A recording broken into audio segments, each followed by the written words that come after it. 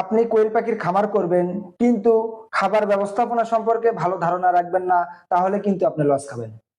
খাবার ব্যবস্থাপনা সম্পর্কে আপনার ভালো আইডিয়া থাকতে হবে, কারণ কখন কোন খাদ্য খাওয়াতে হবে, কি পরিমাণ খাদ্য দিতে হবে, এই বিষয়গুলো জানতেই হবে আপনাকে যদি কোয়েল পাখির খামার করেন।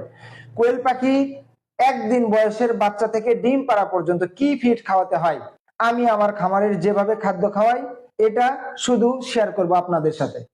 একদিনের বাচ্চা খামারে উঠানোর আগের দিন সোনালী স্টার্টার ফিড অথবা ব্রয়লার স্টার্টার ফিড, ধান ভাঙানোর যে মিল আছে সেই মিলে গিয়ে অর্থাৎ সেই মেশিনে গিয়ে সোনালী স্টার্টার ফিড ম্যাশ করে নিয়ে আসতে হবে।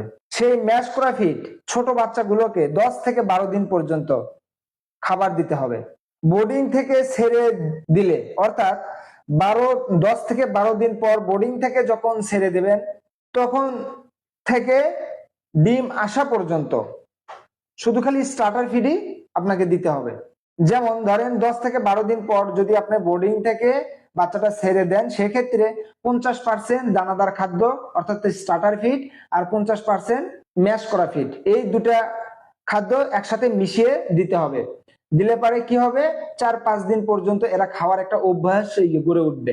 তারপরে আস্তে আস্তে শুধু দানাদার খাদ্যটা দেবেন, কারণ যখন 15 থেকে 16 দিন বয়স হবে তখন শুধু খালি আপনি সোনালী স্টার্টার ফিডটা দিলেই হবে। সোনালী স্টার্টার দেন আর ব্রয়লার স্টার্টার দেন, যে কোনো একটা ফিড দিলেই হবে।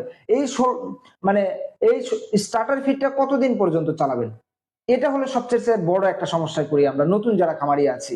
তাদেরকে আমি বলবো এই স্টার্টার ফিড অবশ্যই অবশ্যই আপনি ডিম 50% আসা পর্যন্ত, অর্থাৎ ডিম 50% আসা পর্যন্ত সোনালী স্টার্টার ফিড দেন আর ব্রয়লার স্টার্টার ফিড দেন, যে কোনো একটা ফিড দেন। সেই ফিডটাই কিন্তু আপনার ডিম 50% আসা পর্যন্ত চালাতেই হবে।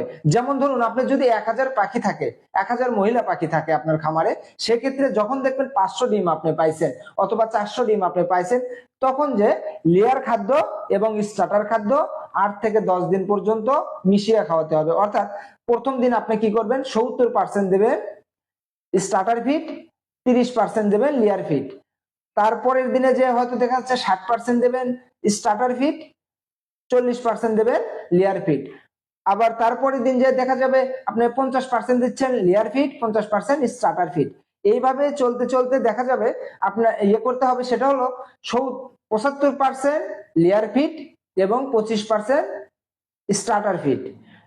অর্থাৎ পাখির বয়সও হবে, ডিমের পার্সেন্টেজও আসবে, তখন আস্তে আস্তে যে আপনি 25% শুধু খালি স্টার্টার ফিড রাখতেই হবে।